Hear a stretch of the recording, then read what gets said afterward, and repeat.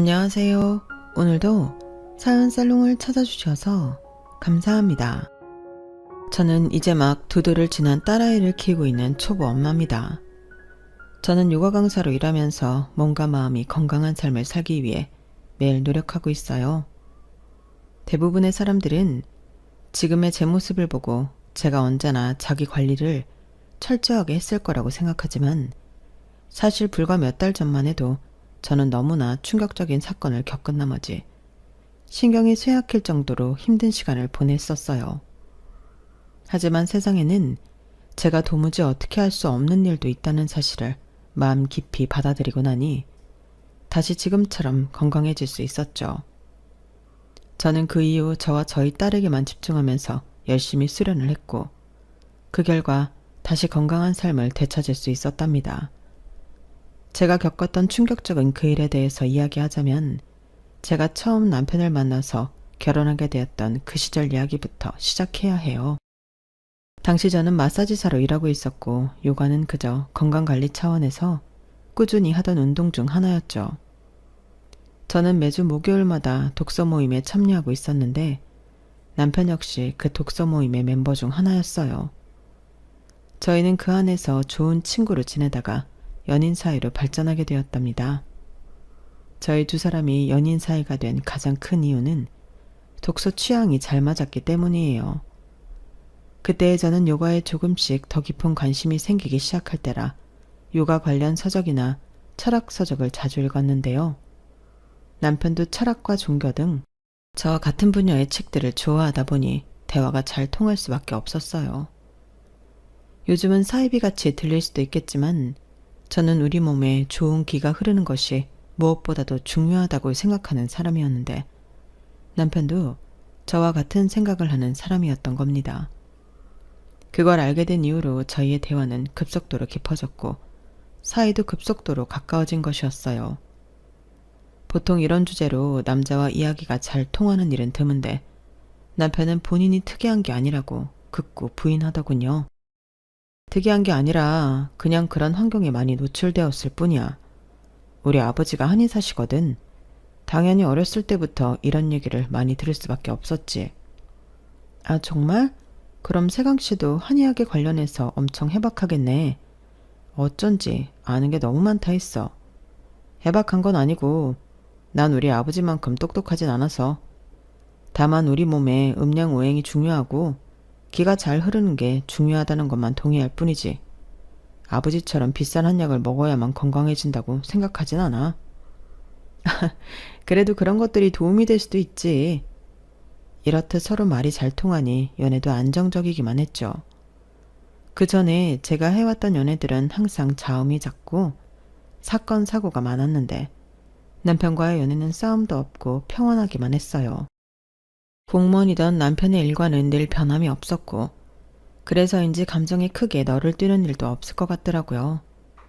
저는 어느 순간부터 당연히 이 사람이랑 오래오래 같이 살겠구나 하고 자연스럽게 받아들이고 있었어요. 남편 역시 동일한 생각을 가지고 있었던 것 같아요. 3년째 연애를 하던 어느 날 남편은 벚꽃길을 걸으면서 담담하게 결혼하고 싶다는 이야기를 먼저 꺼내더군요. 저는 그게 다른 요란한 프로포즈보다 좋았고 당연히 그러자고 대답을 했죠. 그날 귀가한 저는 밤새 결혼식을 어떻게 올릴지 이것저것 상상의 나래를 펼치다 새벽 늦게 잠이 들었을 만큼 설렜어요. 하지만 다음 날 남편의 입에서 나온 말은 전혀 예상하지 못했던 얘기였습니다. 우리 혼인신고는 언제 할까? 나야 어차피 주민센터에서 일하니까 당신이 편한 시간에 맞출게. 벌써 혼인신고부터 결정해? 아직 결혼식 날짜도 안 정했잖아. 그리고 어느 지역에 살지도 난 땡땡동 근처에 몇 개 알아봤는데. 결혼식? 아유, 결혼식 굳이 해야 돼? 어차피 우리 둘 다 혼자 사는데 그냥 혼인신고만 하고 살림만 합치면 안 될까? 남편의 파격적인 말에 저는 펄쩍 뛸 수밖에 없었죠. 뭐? 결혼식을 아예 안 올리자고? 그게 무슨 소리야? 아니, 그럴 거면 프로포즈는 왜 한 거야? 아니, 내 말은 부부가 되자는 거였지 결혼식을 올리자는 건 아니었어. 사실 나는 어차피 지인도 별로 없거든. 그냥 혼인신고하고 같이 살게 되면 그게 결혼이지 뭐야. 그게 무슨 해괴망측한 소리야. 결혼하자라고 하면 당연히 누구나 결혼식을 올린다고 생각하지. 그리고 당신이 지인이 왜 없어? 우리 독서 모임 멤버들만 해도 몇인데. 직장도 있고. 나는 우리 부모님 때문에라도 결혼식은 꼭 해야 돼. 집안의 자식이라곤 나 하나인데 내가 결혼식을 안 올리면 우리 부모님 그동안 뿌린 축의금 언제 받냐고. 솔직히 나는 우리 가족한테 결혼한다는 얘기 별로 안 하고 싶어. 그래서 그래. 애 같은 소리 하지 말고 당장 가서 말씀드려. 아니면 반지도로 가져가든가. 평소에도 남편은 가끔 정말 애 같을 때가 있었는데 그게 결혼할 때 걸림돌이 될 줄은 몰랐어요. 저는 남편의 등을 떠밀며 당장 가족들한테 저를 인사시키라고 종용했어요. 결혼식 날짜도 가족들이 편한 날을 받아오라고 했고요. 제 등살에 남편은 마지못해서 자기 가족들에게 결혼 사실을 알렸습니다. 저를 가족들한테 인사시키는 날짜도 겨우 받아왔고요. 정말 진심으로 인사시키기가 싫었는지 남편은 본인이 저희 부모님께 인사드린 지 한 달이 지나서야 저를 시댁으로 데려갔어요. 그리고 저는 남편이 왜 그렇게 본인 집에 가기 싫어했는지 단 10분 만에 알 수가 있었죠. 시아버지는 한눈에 봐도 눈이 부리부리하시고 눈썹도 장비 같은 모양으로 기가 센 인상이셨고 시어머니 역시 보통 관상이 아니셨어요. 게다가 시어머니는 저를 처음 보자마자 말없이 위아래로 훑어보시면서 못마땅한 기색을 숨기지도 않으셨죠. 남편보다 2살 많은 누나인 시누이는 인사도 건성이고 핸드폰만 들여다보더군요.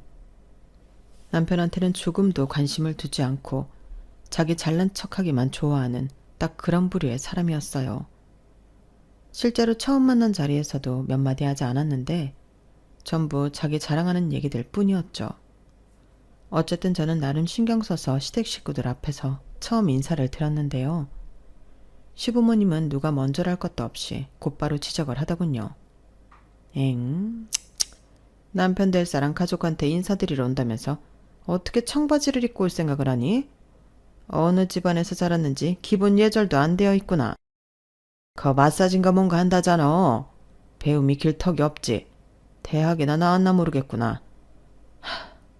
엄마 아버지, 어떻게 첫 마디부터 그런 말들을 할 수가 있어요? 이래서 제가 부모님께 이 사람 인사도 안 시키고 싶었던 거예요. 제가 싫다고 했는데 이 사람이 그래도 인사드리고 싶다고 해서 자리 만든 거라고요. 말씀 좀 가려하세요. 초면에 청바지를 입고 와서 죄송합니다. 그런데 저 대학은 나왔어요. 그리고 네, 마사지사로 일하고 있고요. 저희 가게에 VIP 고객들 많이 오세요. 어머님 아버님도 시간 나실 때 마사지 받으러 오세요. 제가 피로 잘 풀어드릴게요. 어디서 근본도 없는 마사지라면서 VIP는 무슨. 주제넘는 소리라는 버르장머리 고치려면 너나 내 병원으로 와라. 장침을 꽂아줄 테니. 초반에는 시부모님이 너무 악담을 해서 조금 당황하긴 했지만 애초부터 어느 정도 천대받을 걸 예상하고 갔기에 저는 금방 적응을 했어요. 대화가 안 통한다는 걸 확인했으니 그 다음부터는 불필요한 대화를 하려 애써 노력하지도 않고 열심히 밥을 먹었죠. 막상 제가 말을 안 하니 오히려 시부모님 쪽에서 결혼은 언제 할 거며 신혼집은 어디에 마련할 거냐는 등 이것저것 물어보시더군요. 저는 물어보시는 말에만 친절하게 대답해드렸답니다. 그리고 자리가 어느 정도 마무리될 때쯤 이렇게만 말씀을 드렸어요. 상견례 때는 저희 부모님이랑 어른들끼리 대화하는 자리잖아요. 그날은 오늘 저한테 하셨던 것처럼 비난하거나 지적하는 등의 언행은 삼가해 주셨으면 좋겠습니다. 저나 저희 부모님이 못마땅하신 거 저 존중해요. 그렇지만 저희 부모님한테 공격적인 말씀은 삼가주세요. 저 대바라진 것을 봤나? 어디서 어른한테 눈 똑바로 뜨고 이래라 저래라야? 이 사람 말대로 안 할 거면 저희 결혼식에 오지 마세요. 그럼. 아버지는 어차피 오셔도 할 일 없으시고 엄마 대신 화촉 점화해 줄 사람도 얼마든지 구할 수 있어요. 두 분 없어도 결혼식 잘만 굴러가니까 장인어른 장모님 앞에서 말씀 가려서 안 하실 거면 그냥 오지 마세요.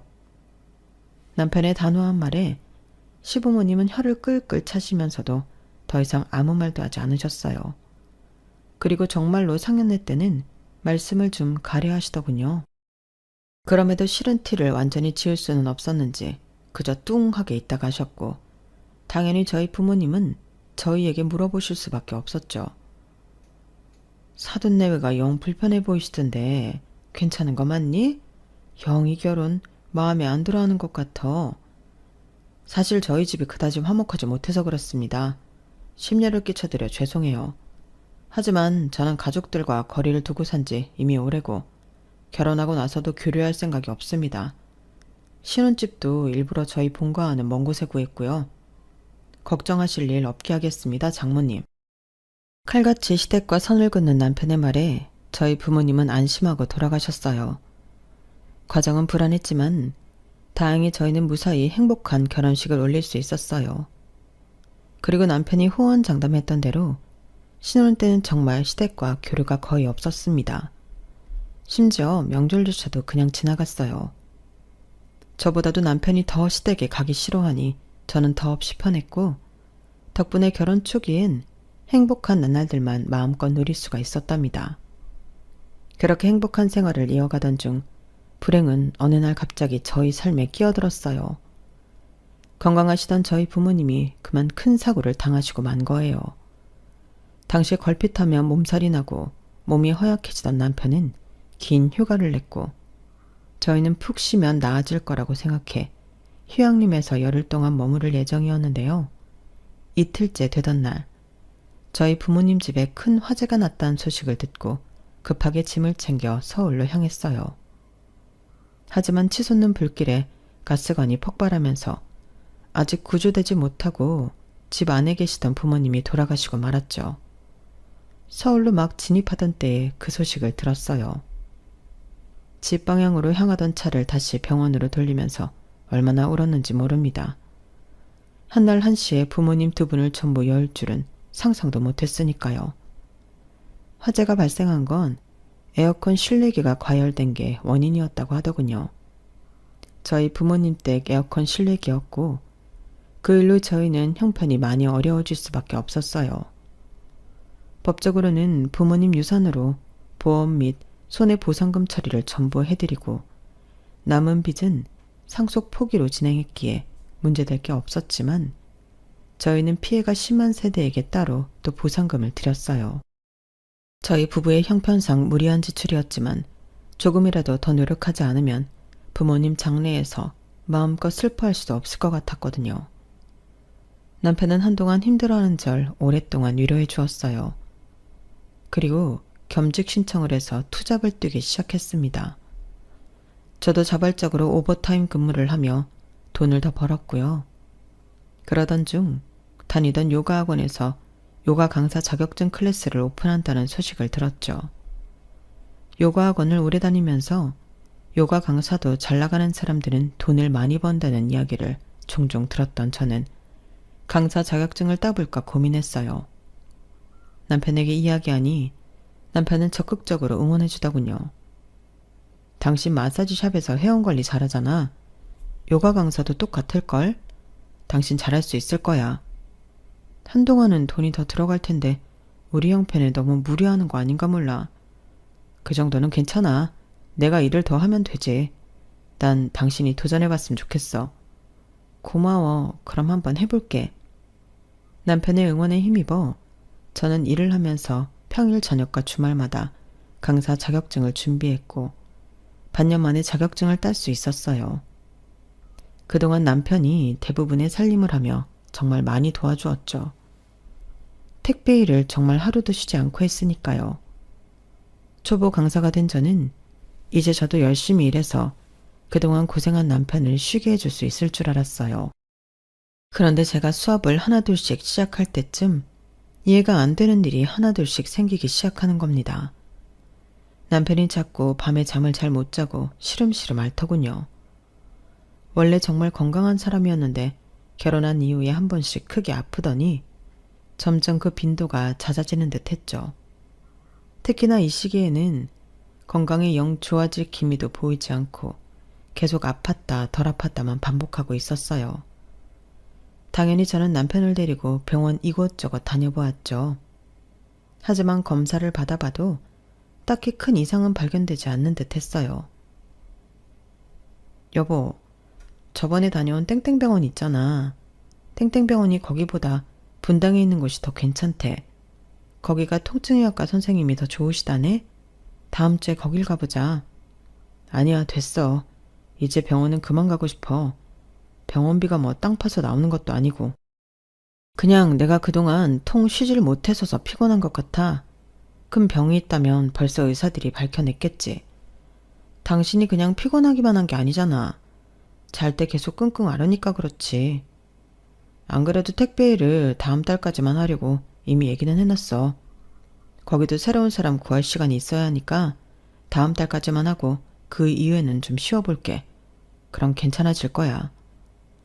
뾰족한 수가 나오지 않자 남편은 더 이상 병원에 가지 않겠다고 했어요. 대신 겸직으로 일하던 택배 일을 줄이겠다고 했죠. 저는 그래도 병원에 가는 걸 포기할 수 없어 몇 번이나 더 남편을 설득해보려고 했지만 남편은 완강하게 싫다고 하더군요. 그래서 남편이 택배 일을 그만두기까지만 손꼽아 기다렸죠. 그 사이 남편은 자기가 자면서 끙끙 앓는 게 신경이 쓰였는지 아예 저랑 따로 자겠다며 옷방에 이부자리를 깔고 잤어요. 제가 가뜩이나 몸이 안 좋으니 당신이 침대에서 자라고 해도 말을 안 들으면서요. 결국 저는 어쩔 수 없이 남편을 예의주시만 하며 내버려 두고 있었는데요. 애써 큰일이 아닐 거라고 마음을 다독이며 하루하루를 보내던 어느 날 남편에게서 믿기지 않는 소식이 들려온 거예요. 남편은 저희가 살던 지역만 택배 배달을 했기 때문에 트럭이 아닌 9인승 차를 타고 짐을 나르곤 했어요. 뒤에 공간을 전부 짐칸으로 쓴 거죠. 그런데 남편이 골목길에서 좌회전을 꺾는데 뒤에 실었던 짐들이 전부 쏟아졌다는 겁니다. 트렁크 문이 열려서 말이죠. 남편은 그날따라 짐이 많아 본인이 트렁크 문을 끝까지 닫지 못했던 것 같다며 자책을 했지만 저는 그럼에도 이 사고가 이해가 되질 않았습니다. 트렁크 문이 설령 열렸다고 해도 골목길에서 좌회전을 해봤자 얼마나 세게 했다고 짐이 전부 길거리로 쏟아지나요? 조금 경사가 진 골목이쯤 했지만 그래도요. CCTV를 봐도 이해가 안 가더라고요. 하지만 제가 이해가 가던 말던 어쨌든 망가진 물건들은 저희가 배상을 해줘야만 했습니다. 작은 사이즈의 택배가 아예 분실된 것도 있었거든요. 게다가 골목길에 주차되어 있던 차량들까지 날아오는 짐들에 맞아서 피해 보상 청구를 해왔고요. 이제 좀 금전적으로 안정이 되나 했더니 또 엄청난 지출이 생기고 만 것이었죠. 하지만 그래도 이때까지는 자책하는 남편을 위로해 줄 수 있었어요. 마침 또 제가 요가 강사로 일을 시작했으니 당연히 둘이 함께 일을 하면 빨리 마이너스를 메울 수 있을 거라고 생각했죠. 큰 불행이 찾아온 중 아이러니하게도 그 사고가 터지고 며칠도 되지 않아서 저에게 놀라운 일이 생겼는데요. 바로 아이를 가졌다는 거였습니다. 사실 결혼한 지 몇 년이 되어도 아이 소식이 없어 초조함이 생기던 차였는데 갑자기 임신을 해서 저는 일단 기뻤어요. 그리고 그날 바로 남편에게 이 소식을 알려주었죠. 그런데 남편은 오히려 심각한 표정을 짓더니 한 5초쯤 있다가 억지로 웃으며 기뻐하는 척을 하더군요. 당연히 저도 기분이 상할 수밖에 없었죠. 왜? 걱정돼? 괜찮아. 우리 애 잘 키울 수 있어. 아니야. 걱정하는 게 아니라 오늘 좀 피곤했어서 그래. 당연히 기쁘지. 혹시 아이 가지기 싫었던 건 아니지? 무슨 그런 말을 해. 당연히 아이는 늘 가지고 싶었지. 남편이 영혼이 하나도 없는 말투로 기쁜 척을 하는 모습에 저는 됐다며 그냥 안방으로 들어와서 잠들어 버렸어요. 물론 저도 저희의 형편상 애를 잘 키울 수 있을까 하는 걱정이 생기긴 했지만 그래도 애써 긍정적으로 생각하고 있었는데 남편의 반응에 제대로 마음이 상하더군요. 그렇게 안 좋은 마음으로 겨우 잠이 들었는데 한 2시간쯤 지났으려나요? 저는 부산스러운 소리에 다시 잠이 깰 수밖에 없었어요. 거실로 나가보니 남편이 외투를 챙겨 입고 있더군요. 뭐야? 무슨 일이야? 나가려고? 응, 깼어. 남편의 목소리도 안색도 너무 안 좋아서 이마에 손을 올려보았더니 세상에 몸이 펄펄 끓고 있는 겁니다. 저는 깜짝 놀랐어요. 열이 왜 이렇게 심하게 나? 당신 괜찮아? 지금 병원 가게? 당신은 쉬고 있어. 나 혼자 다녀올게. 이런 상태를 어떻게 혼자 가? 기다려, 외투 가져올게. 부모님 불렀어. 어? 부모님? 시댁 말하는 거야? 아버지가 의사시잖아. 부모님이 병원으로 와주신다고 했어. 병원 갔다가 부모님 댁에 좀 있다 올게. 병원 많이 다녀봤지만 양약으로는 한계가 있는 것 같아서 일부러 불렀어. 부모님 있는데 당신 데려가고 싶지 않아. 내가 연락할게. 집에 있어. 시댁 식구와 관련해서는 늘 저보다 더 예민하게 굴던 남편이었기에 저는 결국 남편의 말을 들을 수밖에 없었어요. 대신 택시를 타는 순간까지 함께 있어주었고 병원에 도착하자마자 전화하라는 말을 30번쯤 하고 남편을 보내주었죠. 그리고 거실 소파에 앉아 밤새도록 남편의 전화를 기다렸는데요. 저는 다음 날 날이 밝아서야 연락을 받을 수가 있었어요. 남편이 아닌 시댁에서 시어머니한테서 온 연락이었죠. 어제 저녁에 석진이가 집으로 오는 길에 사고를 당했다. 네? 뭐라고요? 무슨 사고요? 택시를 타고 오다가 도로에서 고라니를 쳤다고 하더구나. 기사랑 석진이 둘 다 다쳐서 병원에 와 치료받는 중이다. 고라니라고요? 아니 병원 가는 길에 그럴 만한 도로가 없을 텐데요. 어제 병원으로 바로 간다고 했는데 그럼 남편은 얼마나 다쳤어요? 심각한가요? 병원? 석진이는 우리 집에 오는 길이었어. 우리 집으로 오는 길에 큰 산 옆으로 난 길 있잖냐. 어쨌든 그리 됐다. 어제 그이가 많이 아파서서 병원으로 바로 간다고 했었거든요. 어쨌든 그래서 어느 병원이에요? 남편은 얼마나 다쳤는데요? 석진이는 괜찮다. 치료받으면 다 나을 거야. 어머님, 병원은 어디냐고요? 석진이가 오지 말라고 한다.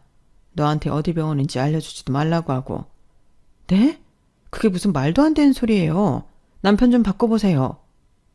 말도 안 되는 소리라며 제가 빨리 병원을 알려달라고 소리쳤지만 시어머니는 남편을 바꿔주지도 않고 끝까지 병원을 알려주지 않은 채로 전화를 끊어버렸어요. 그 뒤로 수십 통의 전화와 문자를 했지만 시어머니는 침묵을 일관하더군요. 남편에게서는 아무런 소식도 없고 급기야 남편의 핸드폰이 아예 꺼진 것 같더군요.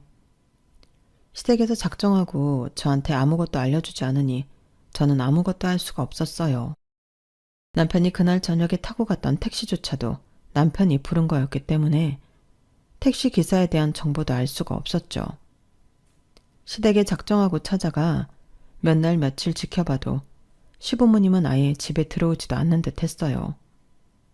저는 미친 사람인 척하고 경찰까지 들어가 그날 고라니를 치고 사고가 났던 차량이 있는지 알아봐달라고 부탁했지만 아무런 사건 없이 그런 걸 찾아줄 수는 없다며 번번이 거절만 당하고 말았답니다. 그렇게 한 달이 지났어요. 저는 그렇게 어느 날 갑자기 남편을 한 달 동안이나 못 보고 산 사람이 되었어요. 그런데 한 달 후에 드디어 시어머니한테 다시 연락이 왔습니다. 핸드폰에 시어머니 번호가 뜨자마자 저는 미친 사람처럼 전화를 받았는데요. 시어머니가 전해온 소식은 청천벽력 같은 소리였어요. 남편이 사망했다는 것이었죠. 지금 장례식 마치고 돌아오는 길이다. 가지고 있던 짐은 알아서 처분해. 앞으로 우리가 따로 볼 일은 없을 것 같구나. 지금 무슨 소리를 하시는 거예요? 난데없이 갑자기 전화해서 남편이 죽었다고요? 어머님 같으면 그 말을 믿겠어요? 저희 남편이 갑자기 왜 죽어요? 대체 무슨 일인데요? 그간 몸이 많이 아팠다고 들었다. 그런 와중에 사고까지 당하니 몸이 벼터내질 못한 모양이야. 어쨌든 할 말 다 전했으니 이만 끊으마. 어머님! 저는 정신이 나갈 만큼 화가 나서 전화가 끊기자마자 곧바로 시댁으로 향했어요. 시댁 앞에서 몇 날 며칠이라도 있을 기세였죠. 그간 시댁에 항상 인기척이 없었는데 그날 갔더니 놀랍게도 불이 켜져 있더군요. 저는 미친 사람처럼 초인종을 100번도 더 누르고 문을 미친 듯이 두드리며 당장 나오시라고 고래고래 소리를 질러댔어요. 시댁 식구들은 꼼짝도 않고 나올 기미를 보이지 않았죠. 저는 과장 하나도 없이 3시간을 넘게 그 앞에서 계속해서 난동을 부렸습니다. 그랬더니 시아버지가 문을 열고 나오더군요. 저는 시아버지를 보자마자 득달같이 달려들었어요. 시아버지를 옆으로 밀치고 시댁 집 안으로 들어가려고 했죠. 하지만 시아버지가 더 힘이 세시더군요. 시아버지는 저를 붙잡고 집에서 먹거름 떨어뜨려 놓았습니다. 제가 아무리 화가 난 상태여도 덩치 큰 할아버지를 이기지 못하더라고요. 당시 임산부여서 그랬던 것 같기도 하고요. 시아버지는 정승같이 딱 집 앞을 버티고 절 온몸으로 막아섰습니다. 아버님, 저희 남편 어딨어요? 애들 엄마가 연락하지 않았냐? 석진이는 죽었다. 말도 안 되는 소리 하지 마세요. 지금 그걸 저더러 믿으라는 거예요? 아버님 얼굴이 지금 아들을 잃은 사람의 얼굴이냐고요. 갑자기 남편이랑 생이별을 하게 만들어 놓고 죽었다는 말 한마디면 다 되는 줄 알아요? 사실을 말했을 뿐이다. 우리 당연히 힘들지. 네가 아무리 미친 사람처럼 날뛰어봤자 하루아침에 자식을 잃은 부모만큼 힘들지는 않을 거다. 이만했으면 이제 그만 가라. 저는 배우자예요. 게다가 그 사람 애를 임신하고 있다고요. 제 아빠가 갑자기 한 달 동안 사라졌다가 이제는 죽었다는데 아버님 같으면 제정신일 수 있어요? 아버님이랑 어머님 행동이 너무 수상하잖아요. 지금 전 두 사람 말 안 믿어요. 남편 사망 신고라도 하셨어요? 죽었으면 어디에 묻었는데요? 제대로 답을 하시란 말이에요. 시아버지는 한동안 아무 말 없이 저를 쳐다보기만 했어요. 워낙 표정이 없으셔서 대체 무슨 생각으로 절 쳐다보고 있는지 모르겠더군요. 다시 말이 없어진 시아버지를 붙잡고 저는 다시 남편의 행방을 물으며 고래고래 소리를 질렀어요. 울고불고 화를 냈다가 매달려도 봤다가 난리를 쳤지만 시아버지는 미동도 없이 가만히 계셨죠. 제가 지쳐서 힘이 없어지자 그제서야 시아버지는 마지막 한마디를 하고 다시 집으로 들어갔어요. 인정하기 힘들겠지만 석진이는 정말로 죽었어. 화장했고 유언에 따라서 뼈가루는 강에다 뿌렸다. 지금 임신한 상태면 몸 그렇게 함부로 쓰지 말아라. 남편이 갔어도 애는 이제 태어나는데 애를 봐서라도 정신을 차려야지. 의미 없는 짓 그만두고 이제 들어가 쉬거라. 저는 어쩔 수 없이 그날은 다시 집으로 돌아왔어요. 하지만 몇 날 며칠 더 시댁을 찾아갔죠. 그렇지만 그날 이후로 한 번도 시댁 식구들을 다시 볼 수 없었습니다. 이 모든 일이 너무 현실적이지 않아서 당시 저는 제가 머리가 어떻게 된 줄 알았는데요. 그나마 제가 정신을 붙들 수 있었던 것은 산부인과에서 검진받으러 오라는 연락을 받았기 때문이었어요. 그 연락을 받고 시아버지 말대로 임산부인데 너무 제 자신을 돌보지 못했다는 것을 퍼뜩 깨달은 것이었죠. 당장은 남편을 찾으려고 동분서주하며 뛰어다니는 것보다 아이를 건강하게 잘 낳아야 하는 게 더 중요한 일이었습니다. 그걸 위해선 몸 관리도 잘하고 돈도 예전처럼 다시 잘 벌어야 했죠. 그래야 출산 전후로 일을 쉬더라도 금전적으로 버틸 수 있을 테니까요. 저는 아이를 생각하면서 억지로 정신을 차려 다시 제대로 된 생활을 하기 시작했어요. 그러면서도 틈틈이 경찰서나 그 근처 병원 등을 찾아가 남편 이름으로 들어온 환자가 없었는지 물어보고 다녔죠. 혹은 그 이름으로 사망 접수나 사망 신고가 되어 있는지도 물어보았어요. 그런데 그 어떤 병원에서도 남편을 치료했다는 얘기를 듣지 못했고 경찰에서조차 계속 사망 신고가 안 되어 있다고만 하고 발벗고 나서서 남편을 찾아주진 않더라고요. 그뿐만 아니라 경찰서에서는 자꾸만 찾아오는 저에게 원래 집 나간 배우자는 경찰에서 찾아줄 수 없는 거라며 정신 차리라는 얘기를 했어요. 저더러 심리 상담이라도 받으라고 하더군요. 저는 그런 소리를 들은 이후로 경찰에 찾아가는 걸 관두고 남편을 찾으려는 노력도 관뒀습니다. 점점 배가 불러와 움직이는 게 힘들어진 탓도 있었고요. 결국 저는 혼자서 아이를 출산했어요. 산후조리원 갈 돈이 없어서 바로 집으로 와서 아이를 혼자 돌보는데 너무 힘들어서 눈물이 저절로 줄줄 났죠. 출산과 동시에 마사지샵과 요가 학원에서 해고를 당했어요. 그 전에 남편을 찾겠다고 매일같이 시댁이며 경찰서, 병원을 돌아다니다 보니 일을 제대로 못했었기 때문에 어찌 보면 당연한 결과였죠. 퇴직금을 받긴 했지만 애 키울 생각하면 푼돈에 가까웠습니다. 그런 상황에서도 모유 수유를 하기 위해 편의점에서 인스턴트 미역국을 사 먹는 제 모습이 스스로 너무 처량하더군요. 몇 달 동안 아이랑 둘이 지내며 몸은 하루하루 축났고 저는 더 이상 울 힘도 없어질 정도로 기력이 쇠하고 있었어요. 신생아를 돌보느라 잠도 제대로 못 자니 우울증이 날로 심해져만 갔죠. 계절이 3번쯤 바뀌었을 때 이대로는 애도 죽고 저도 죽겠다 싶어서 저는 무작정 택시를 부르고 시댁으로 향했습니다. 무작정 초인종을 누르고 인터폰 카메라 앞에 아이를 들이밀고 있었어요. 처음에는 애를 보고도 문을 안 열어주더라고요. 초인종을 몇 번 더 누르자 아이가 울기 시작했고 그제서야 시어머니가 현관문을 열고 나오더군요. 그간의 경험으로 저는 시어머니가 문을 여는 동시에 문을 확 열어버렸어요. 시어머니가 휘청거리며 넘어질 뻔했지만 저는 그러거나 말거나 일단 몸의 반을 시댁집 안으로 들이밀었죠. 너 이게 뭐하는 짓이야? 왜 남편 사망신고 아직 안 했어요? 남편 죽었으면 얼른 사망신고 하세요. 그래야 제가 보험금이라도 받죠. 저야 그렇다 쳐도 이 집 손주가 굶어 죽을 판이에요 지금. 경찰 부르기 전에 당장 나가. 문에서 얼른 안 떨어져? 시어머니가 저를 밀치려고 하자 저는 아예 문고리에 매달려 버렸어요. 그리고 미친 사람처럼 악을 썼죠. 이 집 손주가 죽는다고 당장 돈을 빌려주기라도 해야 하는 거 아니에요? 차용증이라도 써줄 테니까 돈 내놔요. 무슨 거지들도 아니고 무식하게 와서 목소리만 높이면 다야? 당장 나가. 난 니네 같은 거지들 상종 안 한다. 경찰 부르기 전에 나가. 불러요 경찰. 부르라고요. 어느 날 갑자기 멀쩡히 살아있는 남의 남편 죽여놓고 보험금도 못 받게 버티고 있는 거 보면 당신들이 살인이라도 했을 줄 어떻게 알아? 당신들이 내 남편 죽였지? 불러 경찰. 내가 당신을 다 살인자로 신고할 거야. 너 정말? 쌀이라도 갖다 줄 테니 얼른 나가. 너 지금 제정신이 아니야. 당신들이 조금이라도 상식적으로 그렇으면 저도 애기도 이런 고생 안 해요. 당신들이 이딴 짓을 하고도 사람이에요? 어떻게 생사람을 잡아놓고도 인간이냐고. 그동안 쌓여있던 억울함과 서러움이 전부 토해져 나오면서 저는 결국 문에 매달린 채 엉엉 울면서 통곡하고 말았어요.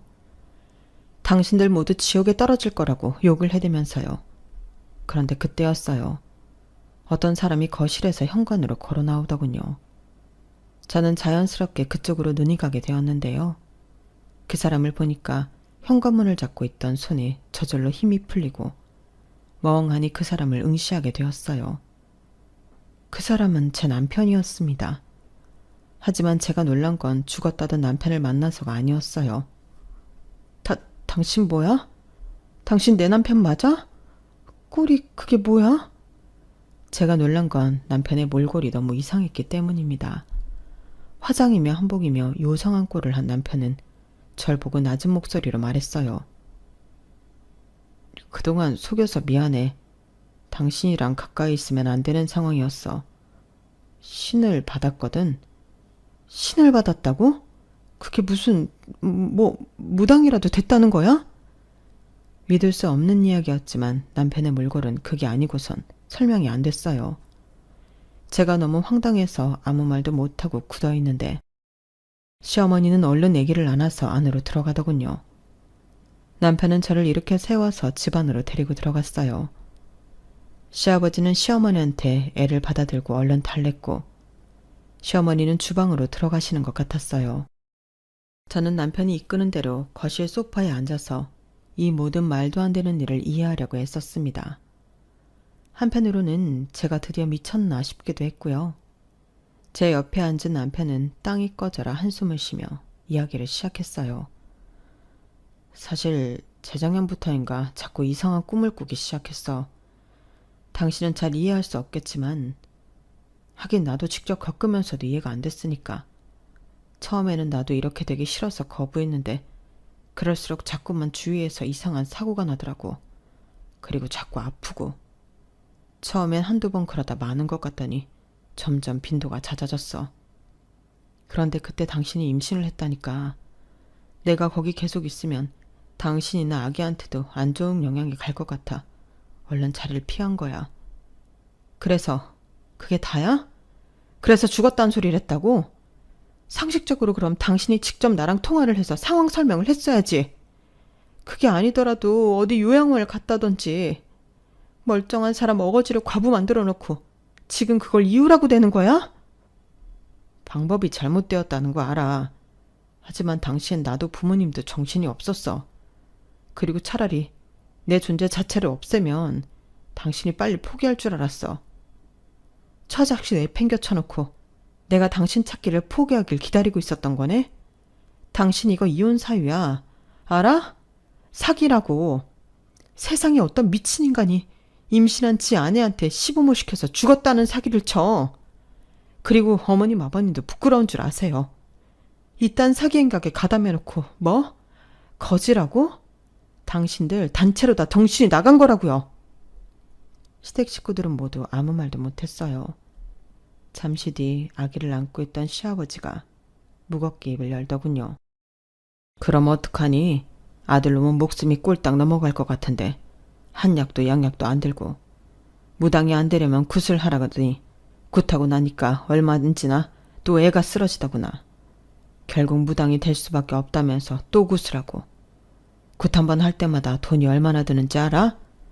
우리가 무슨 재벌도 아니고 말이야. 너한테 그렇게까지 할 생각은 없었다. 그런데 우리도 얘 옆에 있으면서 이상한 일이 많이 일어났어. 임산부한테 피해주고 싶지 않았다. 그뿐이야. 그런데 네가 좀채 포기하질 않으니 우리도 지쳐서 말이 좀 험하게 나갔던 것 같구나. 미안하다. 그래, 그리고 석진이가 또 용해. 우리도 여즉 석진이 말 들은 건 그래야 아기가 산다 그래서였어. 뭐 본인이 직접 설명하는 것 보니 이제 괜찮나 보구나. 이거 쌀 담아온 거니 가져가. 그리고 이것도. 일단 100만 원만 넣었다. 우리도 지금은 당장 이것뿐이야. 저는 벌떡 일어나 쌀을 받아들고는 그걸 그대로 남편한테 집어 던졌어요. 남편의 머리를 맞은 쌀 봉지와 봉투가 바닥에 툭 떨어졌죠. 됐어요. 저 인간이랑 당장 이혼할 거니까 그런 줄 알아요. 전부 저 인간한테 책임 물을 거니까. 저는 정내미가 전부 떨어져서 쏘아붙였는데요. 남편은 세상 덤덤하게 이렇게 이야기하는 거예요. 원하는 조건을 적어와. 전부 합의해주고 이혼할게. 그리고 이 집에 다시 찾아오지 마. 애한테 안 좋아. 당신이랑 나랑 결혼 전에 사주를 봤어야 했는데. 너무 평안한 모습에 저는 속이 뒤집혀 쌀봉지를 집어들고는 남편한테 마구 휘둘렀어요. 쌀봉지가 터지고 남편 볼이 새빨갛게 부어오르는데도 남편은 그냥 맞고 있더군요. 저는 씩씩대면서 아기를 다시 안아들고 돈봉투도 집어들고 집으로 돌아왔어요. 그리고 변호사의 힘을 빌려 남편에게 집과 양육비, 정신적인 피해 보상 등 최대한의 보상을 요구했죠. 남편은 그 변호사 상담 비용까지 내주었고 모든 내용을 전부 합의해 주더군요. 저희는 그렇게 이혼했어요. 알아보니 무당은 처음 몇 년 동안 돈을 정말 잘 번다고 하더라고요. 그때가 신기가 가장 세다나요? 어쨌든 그래서인지 남편은 지금까지 양육비도 상당히 많이 보내주었어요. 처음엔 이 기가 막히는 상황에 일이 손에 잘 잡히질 않았는데 시간이 지나면서 차츰 마음의 안정을 되찾고 육아에 집중할 수 있게 되었어요. 그리고 다시 요가 강사로 취직도 했고요. 그동안 제 자신도 아이도 너무 방치해 놓았기에 저는 더더욱 육아와 제 건강을 챙기는 일에 엄청난 집중을 해야 했답니다. 생활이 안정궤도에 들어서니 전 남편의 입장도 얄궂다는 생각이 들긴 하더라고요. 하지만 저한테 말도 안 되는 사기를 쳤던 건 지금까지도 용서가 안 되는 부분이네요. 제가 겪었던 기가 막힌 이야기는 이렇게 끝이 난답니다. 전부 털어놓고 나니 속이 시원하네요.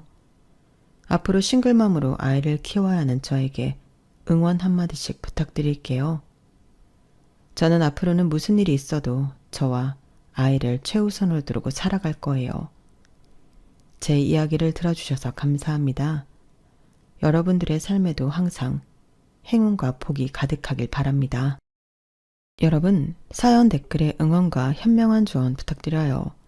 좋아요와 구독은 저에게 큰 힘이 됩니다.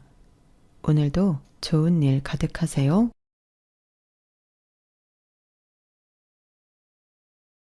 안녕하세요. 오늘도 사연 살롱을 찾아주셔서 감사합니다.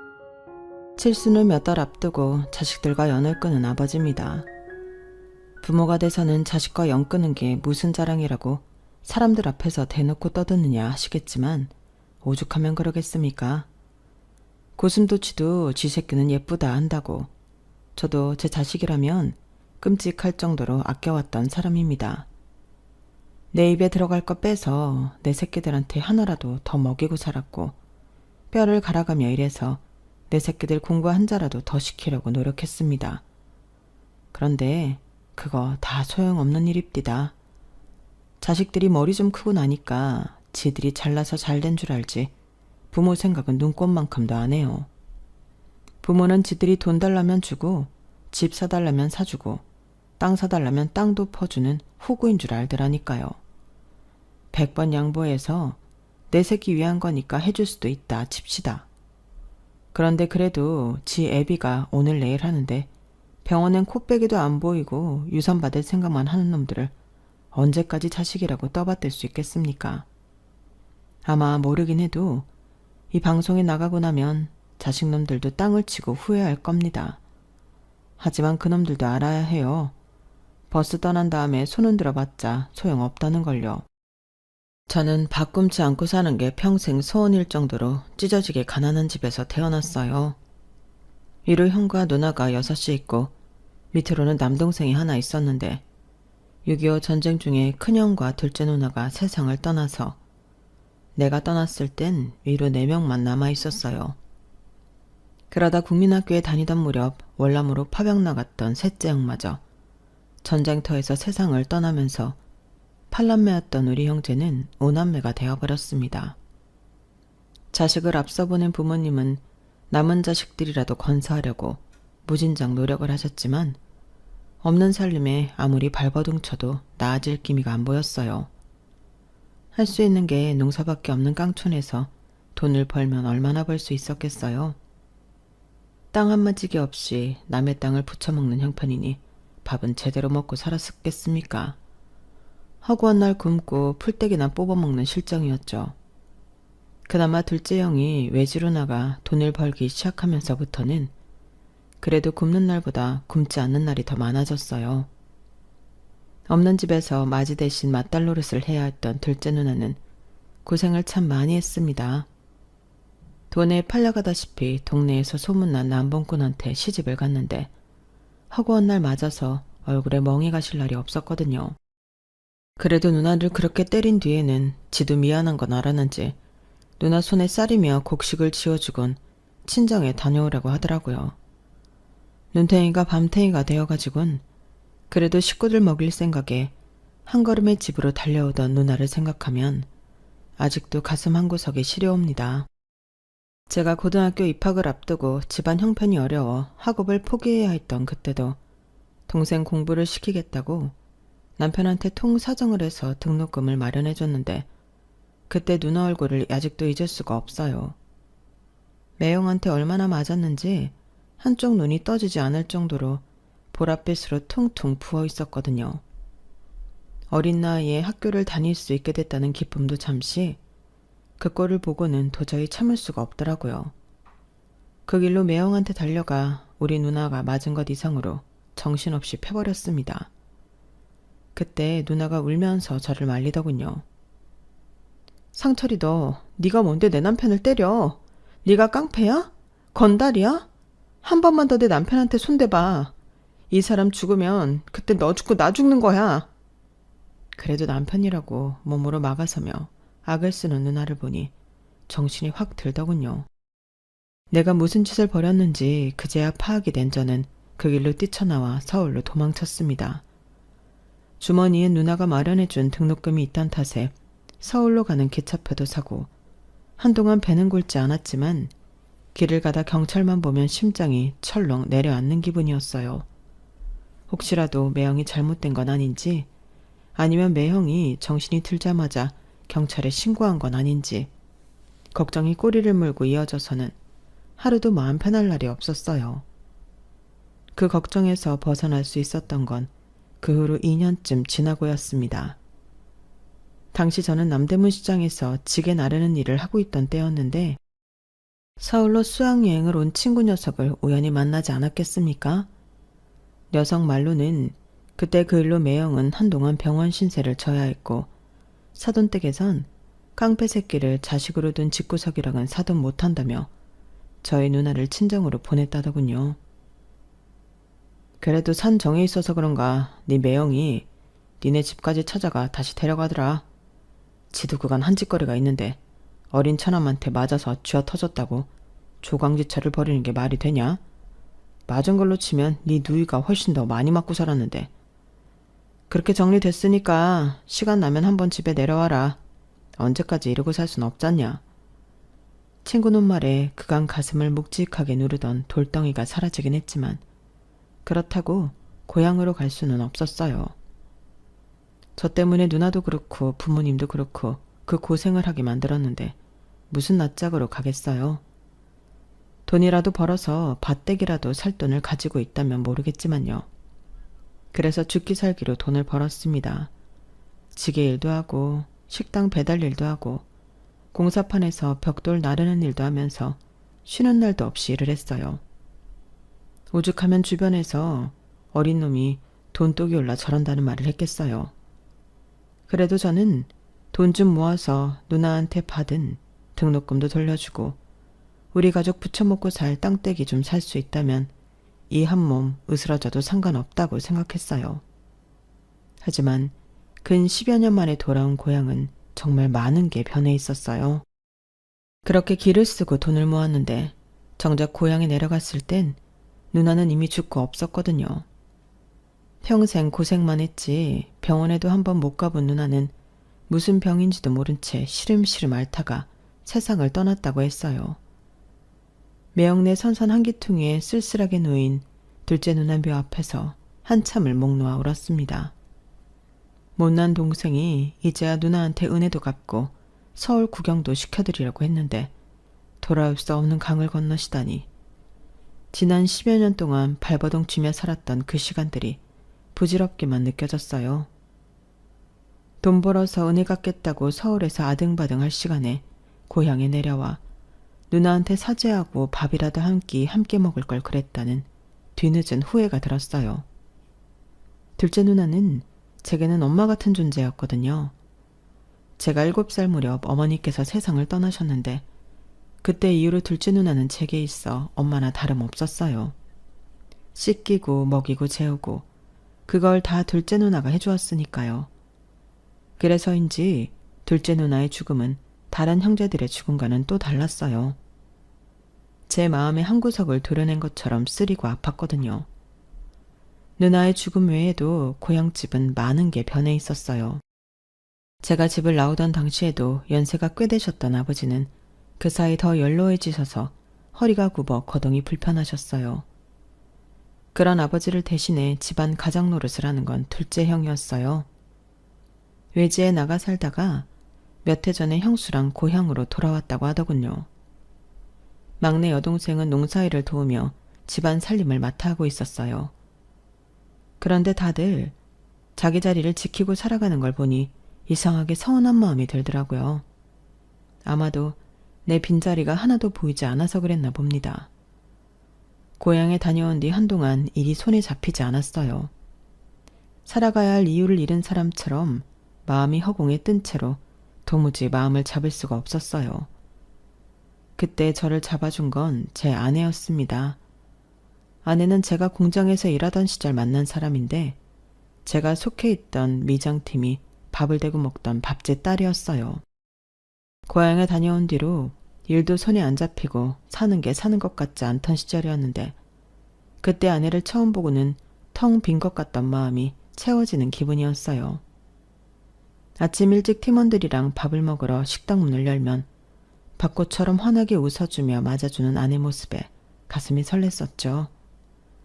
제 앞에는 계란 후라이도 더 부쳐다 주고 제국에는 고기도 훨씬 더 들어있어서 아내도 나와 같은 마음이라는 걸 알 수 있었어요. 식사를 마친 제게 수줍게 커피 믹스를 건네는 아내가 어찌나 예쁘던지 공사가 끝나고 다른 지역으로 옮겨야 해서 마지막으로 밥을 먹으러 가던 날 아내한테 사귀자고 했습니다. 내가 딴 건 몰라도 굶기지 않을 자신은 있어요. 난 내 식구는 절대 안 굶깁니다. 학벌도 없고 가진 것도 없지만 내 사람은 절대 눈에 눈물 안 뽑고 살 자신도 있어요. 그쪽도 나한테 마음이 없는 건 아닌 것 같은데 나 한번 믿어봐요. 당장 살림 합치자는 게 아닙니다. 딱 3개월만 나랑 만나봐요. 그때 가서 이놈은 아니다 싶으면 내가 더는 안 조를게요. 어때요? 아내는 수줍어서 눈도 못 마주치면서도 내가 싫지 않은지 고개를 끄덕여 주었어요. 그렇게 아내랑 3개월 남짓 만나는 동안 지난 10년 동안보다 훨씬 더 서울에 대해 많이 알 수 있었어요.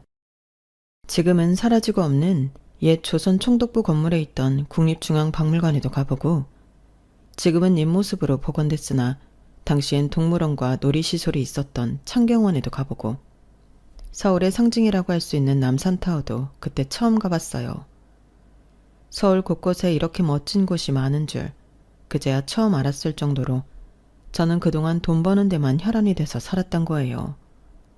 그러다 아내를 만나 사는 재미도 느끼고 열심히 번 돈을 함께 쓸 사람이 있다는 게 얼마나 행복한 건지 새삼 느낄 수 있었습니다. 처음 3개월만 만나달라고 했던 것과 달리 우리 부부는 사귄 지 3개월 만에 살림을 차렸어요. 지금이야 결혼식 한 번 하는데 수천에서 수억을 쓴다고 하지만 그때는 그런 게 어딨나요. 여유가 되면 예식장에서 하고 형편이 안 되면 그냥 혼인신고만 하고 사는 거죠. 게다가 장인 장모님이 실향민이라서 처가 쪽에 부를 식구들도 없었어요. 저희 쪽도 딱히 부를 친척이 없는 건 마찬가지였고요. 그래서 월세방 하나 구해서 신혼살림을 차렸습니다. 그 작은 방에 살면서 시골에서 막내 여동생이 올라오면 같이 지내고 고향 친구놈들이 찾아오면 며칠이고 집에 재워주곤 했으니 우리 집사람 성격이 참 무던한 사람인 거죠. 아내는 하루 종일 장인어른이 하시는 식당에서 일을 하고도 제가 일 끝날 시간이 되면 집으로 달려와 따뜻한 저녁상을 차려주고는 다시 가게로 일하러 가곤 했어요. 없는 살림이라 철마다 옷을 사입을 형편은 안 됐지만 아내가 옷이며 속옷이며 늘 깨끗하게 빨아서 뽀송뽀송하게 말려준 덕분에 삼성과 이병철 회장이 부럽지 않을 정도였어요. 솔직히 저는 태어나서 이렇게 극진한 대접을 받아본 적이 없었기 때문에 아내의 손길이 닿은 모든 게 다 고맙기 그지 없었습니다. 생활력도 있고 살림도 잘하는 아내는 결혼하고 이듬해 아들까지 제 품에 안겨주었습니다. 출산한 뒤에도 애 우는 소리에 제가 깰까봐 우는 애를 안고 집 앞 골목을 서성이던 아내 모습은 아직도 잊을 수가 없어요. 공사판에서 하루 종일 일하는 사람 잠이라도 편히 자야 하지 않겠냐며 자기는 신경 쓰지 말라고 하는데 이런 착한 아내를 어떻게 고생을 시킵니까? 업고 다녀도 모자랄 사람을요. 결혼 전에 고생 안 시키겠다고 약속을 했지만 그 마음을 다잡은 건 전적으로 아내 때문이었어요. 남들 쉴 때도 내 몸 한 번 더 움직여서 몇 푼이라도 더 버는 게 내 아내를 고생에서 벗어나게 하는 유일한 돌파구다 생각하고 정말 돈에 미친놈처럼 죽어라 일해서 돈을 모았습니다. 그런데 일당 받아오는 돈 모으는 것만으로는 가난을 면하기 힘들겠다는 생각이 들더라고요. 난 혼자 몸이 아니라 업체를 만들어 직원을 열어두고 일을 하면 훨씬 더 큰 공사도 딸 수 있고 그러면 버는 돈의 규모도 달라지니까요. 그렇게 시작한 사업은 미장일은 물론 중장비까지 영역을 넓혀서 15년 만에 작은 건설사로 발전했습니다.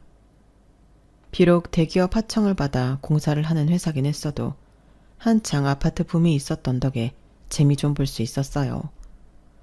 그러다 90년대 후반이 되면서부터 시중에 자금이 말랐다는 걸 체감할 수 있었고 건설 쪽이 사양길에 접어들었다는 것도 어렴풋이 알 수 있었어요. 그래서 하던 사업을 적당한 업자한테 넘기고 앞으로 뭘 해먹고 살지 고민을 해보기로 했어요.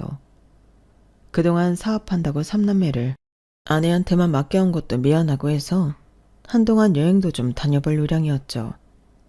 그동안 번 돈도 꽤 돼서 돈 걱정이 없으니 할 수 있는 결정이었어요.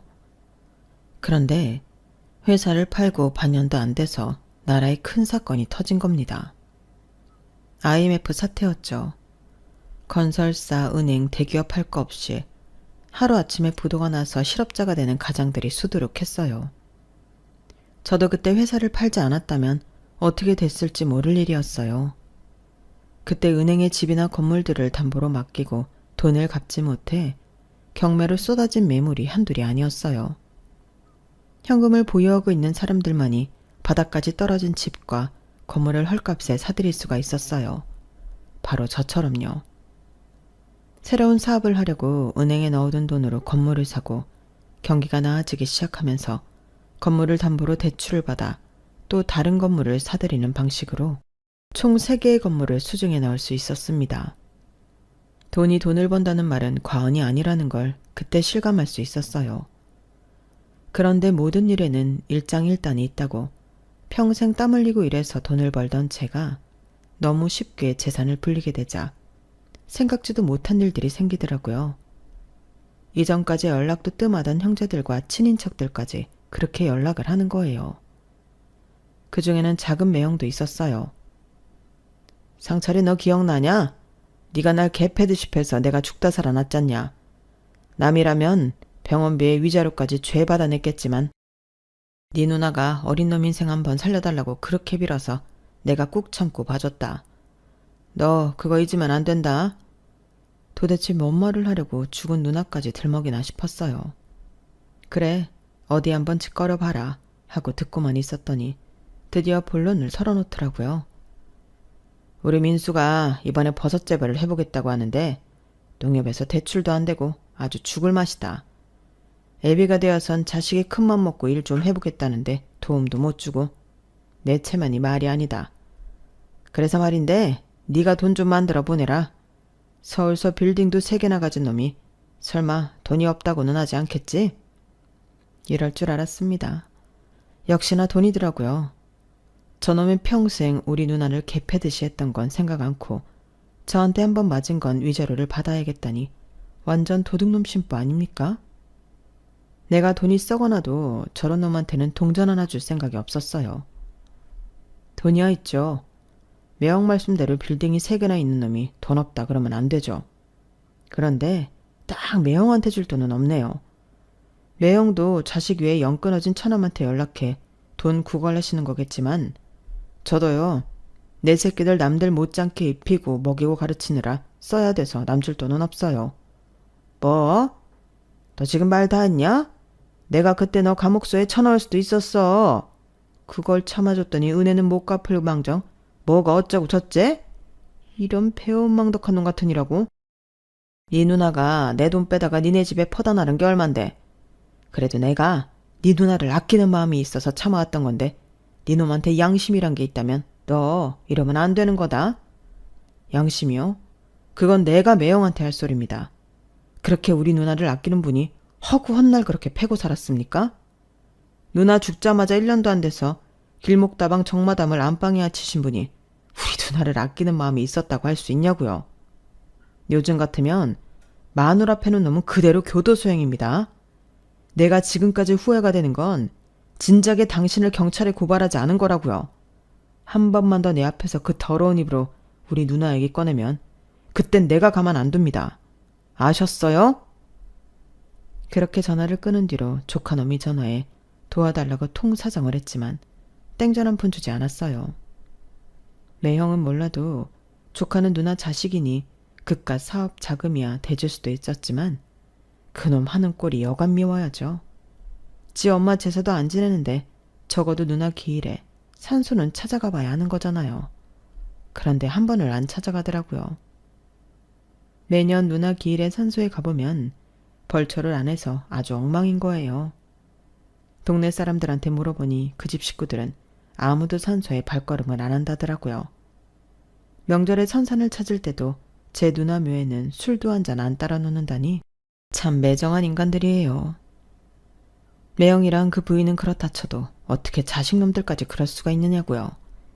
그래놓고 나한테 외삼촌이 조카를 안 도와주면 누가 도와주냐는 소리 나고, 정말이지 할 수만 있다면 서울 근교로 둘째 누나 묘를 이장하고 싶은 심정입니다. 매영 말고도 돈 빌려달라는 전화를 수도 없이 받아왔어요. 제가 찢어지게 가난했을 때 우리 큰애가 옥상에서 떨어져서 큰 수술을 받아야 했을 때는 다들 모른 척하던 사람들이 말이죠.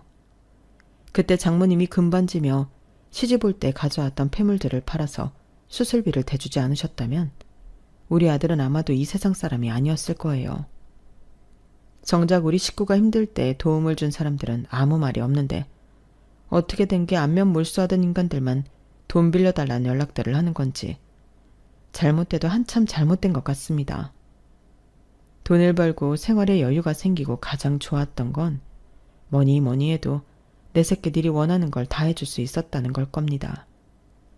저는 자식이 아들 둘에 딸 하나가 있는데 셋 다 해외로 어학연수도 보내주고 막내딸은 중학생 때부터 호주로 유학을 보내서 영어를 무척 잘한답니다. 두 아들 녀석들도 중고등학교 때부터 학원에 과외까지 돈 안 아끼고 지원을 해주었고 덕분에 대학도 다들 이름 있는 대학에 보낼 수 있었거든요. 자식들이 남들이 부러워할 만한 직장에 취직해 가정까지 이뤘으니 부모로서 뭘 더 바라겠습니까? 그런데 자식이 원하는 건 뭐든 해줬던 게 어찌 보면 자식들 인생에 독이 됐는지도 모르겠어요. 이놈들이 가정까지 이룬 뒤에도 늙은 애비한테 수시로 손을 벌리니 말입니다. 제가 아내 말이라면 양잿물도 마실 놈이란 걸 아는지라 툭하면 지 엄마 통해서 돈을 요구해 오는데 이게 날이 갈수록 정도가 심한 거예요. 지 자식 교육시키는 교육비까지 나한테 떠넘기니 이거야 참. 아니 이제 하다하다 지 자식 유치원비까지 나보고 내라는 거야? 그럼 어떡해요. 큰애 수입으론 힘들다는데. 그러면 자기 형편대로 자식 교육을 해야지. 능력도 안 되는 놈이 무슨 영어 유치원을 보낸다고 다 늙은 애비한테 손을 벌려? 예은이 애미도 그래. 지 남편 벌이로 힘들면 지도 같이 벌 생각을 해야지. 결혼한 지가 언젠데 여직집에서 놀면서 요가니 피타니 필라 머시기니 지 몸 만들 생각만 하고. 아니 지가 미스 코리아 나갈 거야? 탤런트가 될 거야? 허튼데 쓸 돈 아껴서 지 자식 공부시킬 생각은 안 하고 어쩜 그렇게 생각이 없나 몰라. 여보, 그러지 말고 이번 한 번만 도와줘요. 요즘 애들은 다 다닌다는데 예은이 혼자만 영어 유치원 안 보내면 애가 얼마나 기가 죽겠어요. 당신은 손녀딸이 남들 앞에서 기죽고 있으면 보기 좋겠어요? 그러니 이번 한 번만 도와줍시다. 다 원참. 지들 결혼할 때 아파트 사줘, 임신했다고 태교여행 보내줘, 애 낳았다고 차 사줘. 이제 내 영어 유치원비까지 내놓으라니 이거말로 칼 안 든 강도가 따로 없구만. 에휴, 못난 놈들. 큰아들 녀석은 지 엄마를 시켜 지 딸님이 영어 유치원비까지 받아갔어요. 몇 달만 처음엔 도와달라는 놈이 1년이 넘도록 영어 유치원비 낼 날이 되면 지 엄마한테 문자를 보내서는 꼬박꼬박 받아가더라고요. 그래놓곤 철마다 가족여행으로 해외 곳곳을 다니는 걸 보니 속에서 천불이 났어요. 우리 부부는 정작 돈이 있어도 엄두가 안 나 해외여행 한번 못 가가는 처진데 말이죠. 큰놈이 이 모양이면 둘째는 좀 나아야 할 텐데 그놈은 한술 더 뜨는 놈이에요. 지 부모한테도 장사를 해먹는 놈이라니까요. 아빠, 요즘엔 연세 드신 분들도 다들 캠핑카 몰고 부부끼리 여행 다니신다니까요. 캠핑카 하나 있으면 호텔비도 안 들지. 차 타고 가다가 경치 좋은데 차 세워놓고 밥도 해먹으면 밥값도 안 들지. 이거 완전 남는 장사라니까요. 아버지가 타시다가 나중에 저한테 물려주시면 대대로 쓸 수 있다고요. 그러니까 이참에 아빠도 캠핑카 한 대 사세요. 제가 아는 형이 캠핑카 수입업을 하는데 기가 막힌 매물이 나왔거든요. 지금 그거 사시면 시중가보다 30% 싸게 살 수 있어요. 아빠는 중장비도 다룰 줄 아시는 분이니까 캠핑카 운전하는 건 일도 아니잖아요. 아빠가 운전하는 거 보면 엄마가 한눈에 반할걸요? 어때요? 사실 거죠? 하루가 멀다 하고 집에 찾아와 지 엄마랑 나한테 캠핑카 타령을 하는데 결국엔 아내가 하나 사자고 하는 바람에 덜컥 계약을 했지 뭡니까. 그런데 캠핑카를 사놓기가 무섭게 시험 운전을 한다느니 작동법을 익혀야 한다느니 하면서 지놈이 먼저 차를 끌고 다니더라고요. 지 가족들 태우고 평일이고 주말이고 할 거 없이 전국 팔도를 누비고 다니는데 정작 차주인 저는 캠핑카를 사고 1년이 다 되도록 운전석에도 한번 못 앉아봤습니다. 그런데 이놈이 언제부턴가 캠핑카가 흥미가 떨어졌는지 차고에 넣어두고 손도 안 대지 뭡니까. 그래서 모처럼 아내를 태우고 여행이나 가볼까 했더니 글쎄 차가 꼼짝을 안 하는 거예요. 아는 정비사한테 견적을 받아봤더니 엔진을 갈아야 한다는 거예요. 아니, 산지 1년도 안 됐는데 무슨 엔진을 갈아? 에이, 무슨 소리야. 이거 못해도 10년은 좋게 넘게 탄 것 같은데 겉만 멀쩡하지 속은 완전 늙은이야. 이런 걸 돈 주고 산 거야? 얼마나 줬는데? 아들놈이 신형이라고 했던 캠핑카는 겉만 번지르르한 중고였고 그나마도 아들놈이 엉망으로 타고 다닌 탓에 엔진이고 그 밖에 부품이 마모돼서 폐차를 해야 하는 상황이었어요. 알고 보니 둘째 놈이 지가 아는 중고상하고 짜고는 지 애비를 상대로 사기를 친 거였어요. 지 애비 돈을 수천만 원이나 꿀꺽하고도 용서를 빌기는커녕 뻔뻔하게 나오는 꼴을 보니 혈압이 올라서 사기로 고소를 하겠다고 으름장을 놨습니다. 그랬더니 뭐라는 줄 아십니까? 아빠, 아무리 그래도 그렇지 돈 몇천에 자식을 고소하겠다는 게 말이 돼요? 애초에 아빠가 형한테 하신 만큼 저한테도 신경 써주셨으면 제가 이런 짓까지 하겠습니까? 저도요, 이렇게까지 하고 싶진 않았다고요. 이놈아, 내가 뭘 네 형한테만 해줬다는 거냐? 너나 네 형이나 결혼할 때 똑같이 아파트 사주고 애 낳았을 땐 차도 똑같이 사줬는데 뭐가 부족하다고 그래? 참, 아빠, 아파트라고 다 같은 아파트입니까? 형은 강남에 있는 아파트 사주고 저는 강북에 있는 그지 같은 동네에 사주셨잖아요. 그게 지금 가격 차가 얼마나 나는 줄 아세요? 내가 아주 집사람 보기 미안할 정도라고요. 솔직히 이번에 아버지한테 사기친 돈 그거 다 해봐도 형네랑 우리 아파트 가격 차의 10분의 1도 안 돼요. 세상에 이런 놈이 어디 있습니까? 지 처가랑 가까운 지역에 집 구한다고 해서 은평구에 집을 사준 건데 이제 와서 집값 차이 난다고 지 애비한테 사기를 치는 놈이라니. 정말 남이 알까봐 창피할 정도였어요. 생각 같아선 이참에 콩밥 좀 먹여서 정신 좀 차리게 하고 싶었지만 아내가 하도 울고불고 통사정을 해서 참았습니다. 내가 자식 잘못 키운 죄다 생각하면서요. 그나마 딸아이는 어릴 때부터 해외로 유학을 보내놔서 그런지 지 오빠들이랑 다르게 독립적인 편이었어요. 대학을 졸업한 이후로 집에 손 한 번 벌린 적이 없었으니까요. 그래서 두 아들보다 딸애가 낫다 싶었는데 이게 아주 지 오빠들 찜쪄먹는 녀석이었지 뭡니까. 홍기가 찼는데도 결혼할 생각을 안 턴 딸이 하루는 집에 찾아와 그러는 겁니다. 아빠, 난 결혼할 생각 없으니까 오빠들 결혼할 때 준 거 지금 돈으로 주세요. 아파트랑 차, 애들 교육비 등등. 그동안 오빠들한테 들어간 돈 내가 엑셀로 정리해봤더니 이 정도가 나오더라고요. 거기에 화폐 가치 변동률까지 계산하면 딱 이 금액이에요. 너 지금 무슨 소리를 하는 거냐? 아니, 결혼을 해야 집을 사주든 차를 사주든 하는 거지. 결혼도 안 한 놈이 무슨 돈 타령이야? 아빠, 난 결혼 안 한다니까요. 돈만 있으면 충분히 즐기고 살 수 있는데 미쳤다고 결혼해서 남일 좋은 일 시켜요? 여자가 결혼하면 그날부터 인생 쭈그러드는 거라고요. 시댁 식구들한테 들볶이지. 출산하면 애까지 키워야 되지. 그럼 내 인생은 어디서 찾아요? 난요, 그렇게 사느니 차라리 혼자 늙어 죽을 거예요. 외로우면 연애를 하면 될 일이지. 뭐하러 결혼해서 내 인생을 진흙탕 속에 쳐박아요? 난 싫어요. 그러니까 돈 빨리 주세요. 독신으로 살겠다고 지 오빠들한테 해준 만큼 돈으로 받아간 딸애는 2년 뒤 배가 불러서 집에 찾아왔더라고요. 애 아빠는 말해줄 수 없다며 애는 자기 혼자 키울 생각이라고 애랑 살 집을 마련해달라나요? 거참, 당장 지낼 곳도 없다고 울고 짜는데 그걸 보고 어떻게 모른 척 하겠습니까? 딸아이 살 집이랑 산후조리원까지 다 내 돈으로 해줄 수밖에요. 그런데 남편도 없이 살겠다는 딸아이 때문에 정말 고생한 건 바로 제 아내였어요. 세상에 어느 부모가 미혼모로 살겠다는 딸을 두고 두 다리 뻗고 살 수 있겠습니까?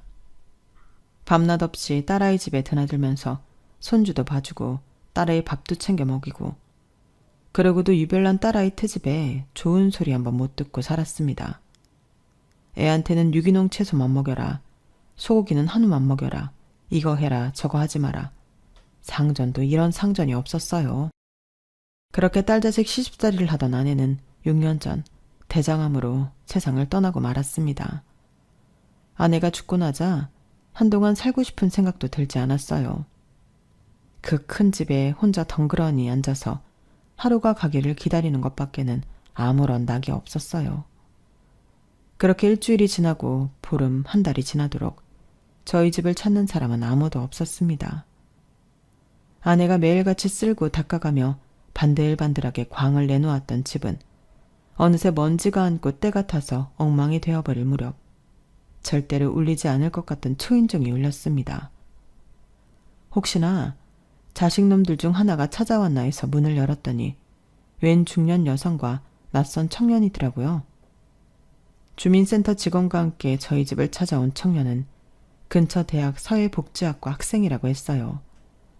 다짜고짜 자기들이 도울 게 있을까 해서 왔다길래 도대체 어떻게 알고 우리 집에 찾아왔느냐고 했더니 제가 사는 아파트 상가 마트 주인이 알려줘서 왔다더라고요. 어르신께서 매일 라면 만드신다고 아파트 상가분이 그러시더라고요. 사모님이 돌아가신 지 얼마 안 됐다고 들었어요. 그러고 보니 아내가 세상을 떠난 뒤로 입맛도 없고 딱히 해먹을 줄 아는 것도 없어서 매일같이 마트에서 라면을 사다 먹었더니 그걸 보고 주민센터에 연락한 모양이더군요. 내 자식들도 나 몰라라는 판에 이웃이 라면만 먹는 걸 보고 주민센터에 대신 도움을 청해주다니 그래도 아직은 인정이 있는 세상이다 싶었어요. 어르신, 제가 도와드릴 테니까 인터넷으로 돌봄 서비스 신청을 하세요. 그래야 정식으로 도움을 받을 수 있어요. 젊은 청년은 자신이 들고 온 전자기기를 꺼내 저 대신 독거노인 돌봄 서비스를 신청해 주었어요. 그리고는 그날 이후 민석이라는 청년은 매일같이 우리 집에 찾아와 밥은 먹었는지 필요한 건 없는지 물어가며 집 청소도 도와주고 저를 데리고 근처 공원으로 산책도 가주곤 했습니다. 처음엔 청년의 방문이 불편하기만 했던 저도 조금씩 청년과 서스럼 없이 지내게 되었고 그러는 사이 청년은 대학을 졸업하고 정식으로 사회복지사가 되었어요. 자기 관할 구역이 아님에도 매일같이 출퇴근길에 찾아와 말벗도 해주고 같이 밥도 해먹는 사이가 되었죠. 도대체 어떤 부모 밑에서 가정교육을 받고 자랐길래 이리도 바르게 자랐나 싶어 하루는 부모님은 뭐 하는 분이냐고 물었더니 부모님이 안 계세요. 태어나자마자 시설에 버려졌거든요. 아니, 그럼 내 코가 석잔데 남을 돕겠다고 그런 일을 한다는 거야? 아이고 참, 민서가 누가 누굴 돕는다고 그래. 기껏 힘들게 공부를 했으면 남들보다 잘 살 궁리를 해야지. 어르신, 저 잘 살고 있어요. 후원자분들 도움으로 대학도 다녔고요. 이렇게 사회복지사도 됐잖아요. 제가 지금 이렇게 한 사람 몫을 하고 살 수 있는 건 다 후원자분들과 국민들 세금 덕분이에요. 그러니 제가 받은 거 이제는 저도 갚고 살아야 할 거 아닙니까? 민석이 말을 듣는 순간 망치로 머리를 한 대 맞은 기분이었어요. 그동안 남들보다 잘 먹고 잘 입고 살겠다고 아등바등 돈을 모아왔던 제 자신이 부끄러울 정도였어요. 쥐뿔도 없이 서른을 바라보는 나이에 고시원에 살면서도 남들한테 받은 걸 갚을 수 있다고 좋아하는 민석이가 저보다 훨씬 어른스러워 보였습니다. 그래서 나도 이젠 좀 달라져야겠다는 생각을 했습니다. 먼저 민석이한테 고시원을 나와 우리 집에서 같이 살자고 했어요. 집도 크고 빈 방도 많은데 한 사람 더 들인다고 뭐가 달라지겠어요? 그렇게 민석이랑 한 집에 살면서 나도 사회를 위해 뭘 할 수 있는지 많은 생각을 했습니다. 부모 없이 자라는 아이들을 위해 시설에 기부도 하고 무료 급식소에 쌀도 보내고 학비가 부족한 애들을 위해 대학에 장학금도 보내줬습니다. 살면서 돈 쓰는 게 하나도 아깝지 않았던 건 그때가 처음이었어요. 그렇게 몇 년을 민석이랑 함께 살다가 녀석이 결혼을 하면서 다시 혼자가 되었습니다. 민석이가 결혼할 때 부모님을 대신해 내가 살 집이라도 해주겠다고 했더니 민석이도 그렇고 민석이 처도 그렇고 한사코 거절을 하더군요. 부창부수라고 아내도 자기랑 똑같은 사람을 얻어서는 부부가 아주 올곧게 자란 티가 났어요. 결혼한 뒤에도 민석이랑 민석이 처가 수시로 집에 드나들며 반찬도 해다 나르고 딸아이를 출산한 뒤에는 늙은이 척척할까봐 애도 데리고 와서 재롱도 보여주고 했어요. 내 피가 섞인 자식은 아니었지만 친자식들보다 더 자식 같은 존재가 되었죠. 덕분에 저는 인생의 황혼기에 또 다른 즐거움을 느끼며 살 수 있었습니다. 하지만 세월은 이 늙은이 몸을 하루가 다르게 갉아먹었고 결국 병원 신세를 지게 됐어요. 신장암 말기라더군요. 이미 암으로 아내를 떠나보낸 경험이 있던 터라 얼마 못 살 거라는 건 짐작할 수 있었어요. 그래서 민석이를 시켜 자식들한테 연락을 했더니 웬일로 자식놈들이 득달같이 병원으로 달려왔더라고요. 그런데 내가 입원해 있는 병실로는 오지 않고 죄다 주치의방으로 달려갔다는 거예요. 애비 병세가 어떤지 알아야 하니 그런 걸 거라고 생각하고 자식놈들을 기다리고 있었는데 아무리 시간이 지나도 한 놈도 코빼기를 보이지 않지 뭡니까? 그때 쎄한 기분이 들면서 이놈들이 뭔 생각을 하는지 알 수 있었습니다. 이놈들이 병원에 찾아온 건 지 애비가 걱정돼서가 아니라 언제 죽느냐가 궁금했던 거라는 걸요. 보다 못한 민석이가 큰애한테 전화를 했더니 지금 바쁘니까 나중에 전화하라며 끊더랍니다. 수화기 너머로 들리는 소리가 시끌벅적한 게 무슨 파티라도 하는 것 같더라고요. 둘째랑 막내딸 목소리도 간간히 들렸는데 얼핏 들어보니 내가 죽으면 빌딩을 하나씩 나눠 갖자는 그런 얘기를 하는 것 같았어요. 지 애비가 암에 걸려 오늘 내일 하는 판에 유산 받을 생각에 파티를 벌이는 자식들이라니. 이런 걸 그동안 내 등골 빼가며 키웠다는 게 그렇게 후회가 될 수 없었어요. 그래서 변호사를 불러 유언장을 만들었습니다. 그리고는 서류 정리가 다 끝난 그날 자식들을 불러 유언장을 공개했어요. 변호사 전화를 받고 병실로 달려온 자식들은 제가 이미 죽은 줄 알고 있었는지 병실에 들어와 멀쩡한 나를 보고는 귀신이라도 본 표정들이더라고요. 놀랄 거 없어. 죽기 전에 내 손으로 유산 정리하고 싶어서 부른 거니까. 다들 정신 사나우니까 문과에 서 있지 말고 들어왔으면 앉아라. 그렇게 자식들을 한자리에 앉혀놓고 변호사를 시켜 유언장을 낭독하게 했습니다. 결론적으로 제가 가진 빌딩 중 2개는 팔아 재단을 만들고 그 재단은 민석이가 관리하게 했습니다. 민석이가 자랐던 것 같은 보육시설에 후원을 하고 부모 없는 애들이 자립할 수 있게 도움도 주고 학비도 대주는 일을 하라고요. 그리고 남은 빌딩 하나는 제가 입원해 있는 병원에 기부하기로 했습니다. 수술비가 없어서 고생하는 환우들한테 수술비도 대주고 의료보험이 적용 안 되는 고가의 약이 필요한 환자들한테는 약값도 대신 대주라고요. 그리고 제가 살던 아파트는 민석이 앞으로 해주었습니다. 세금은 건물 2개 판돈에서 떼어 이미 납부한 상태고요.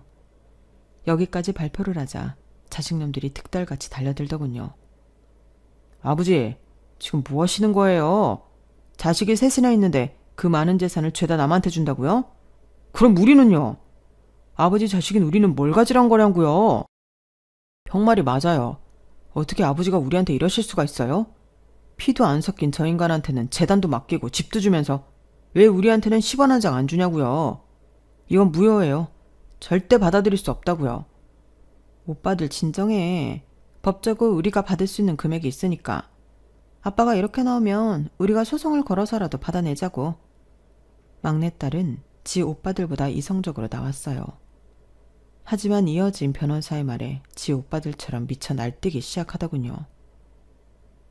그동안 아버님으로부터 증여받은 아파트, 차, 그 밖에 거액 현금들을 따져볼 때 소송을 하셔도 딱히 받으실 금액이 없으실 겁니다. 특히 따님은 두 오빠들보다 2배는 더 가져가셨기 때문에 더더욱 그렇죠. 다른 로펌을 찾아가 상담을 하셔도 마찬가지일 겁니다. 변호사의 말에 자식들과 며느리들은 하늘이 무너진 것처럼 망연자실한 표정이었어요. 막내딸은 방방 뛰며 울고불고 난리였고요. 그동안 내가 니들한테 너무 많은 걸 줬어. 그러지 말아야 했는데 말이다. 늘 받고만 살다 보니 니들은 받은 거에 대해 고마워하는 마음도 없잖니. 이 예비가 마지막 하는 길에 내 자식들한테 그동안 못했던 참교육을 하려는 거니까 그렇게들 알고 돌아가거라. 그리고 똑똑히 들어라. 부모는 니들이 필요할 때마다 돈을 꺼내 쓸 수 있는 지갑이 아니란다. 부모 자식 간에도 주고받는 게 있어야 하는데 니들은 나한테서 받아가기만 했지 가져온 게 하나도 없어. 그러니 이참에 니들이 어떻게 살았는지 반성하고 니들 자식들한테는 제대로 된 부모가 될 수 있도록 해라. 얘기 끝났으니 다들 나가봐. 피곤해서 자야겠다. 한바탕 난리를 치고 난 뒤 자식들은 개별적으로 민석이한테 연락해 재단이랑 집을 내놓으라고 어르고 달래고 협박까지 했던 모양입니다. 그래서 변호사를 시켜 자식들한테 경고를 했습니다. 한 번만 더 민석이한테 연락해 협박하면 그동안 증여해준 재산도 회수하겠다고 말이죠. 그제야 자식놈들은 잠잠해질 수 있었어요. 저는 여전히 암투병 중이고 언제 세상을 뜰지 알 수 없습니다. 하지만 그래도 죽기 전에 내가 할 수 있는 일을 처리한 것 같아서 시원하기도 하고 한편으로는 마음이 무겁기도 합니다. 내 자식들은 내가 잘못 키운 탓이니 누굴 탓하겠습니까? 부디 여러분은 내 자식이 예쁘다고 내 새끼 입에만 맞는 걸 넣어주지 마시고 옆에 있는 친구들과 나눠 먹을 줄 아는 아이가 되도록 교육하시기 바랍니다. 안 그러면 저처럼 늙어서 후회하게 될지 모르니까요. 지금까지 제 사연을 들어주셔서 감사합니다. 다들 건강하시고 행복하십시오. 여러분, 사연 댓글에 응원과 현명한 조언 부탁드려요. 좋아요와 구독은 저에게 큰 힘이 됩니다. 오늘도 좋은 일 가득하세요.